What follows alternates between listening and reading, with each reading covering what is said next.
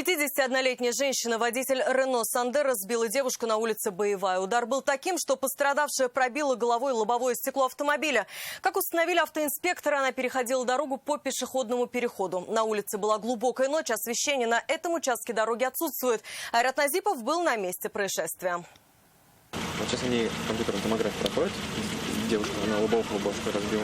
Пострадавшая 25-летняя девушка после наезда была в сознании. Ее экстренно госпитализировали, она сильно ударилась головой. Как все произошло, рассказали ее друзья, приехавшие на место аварии. Говорят, ее встретил их общий друг. Дорогу переходили вместе, шли по всем правилам. Откуда взялась иномарка, говорит, сперва и не поняли. Молодой человек не пострадал, его подруга приняла на себя весь удар. Вот в телефоне.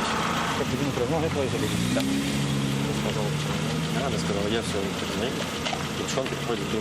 Возможно, немаловажную роль в аварии сыграло освещение, а вернее его отсутствие. Улица Боевая оснащена фонарями, однако почему-то именно на пешеходном переходе освещение не работает. Причем, как говорят автомобилисты, это продолжается уже несколько месяцев.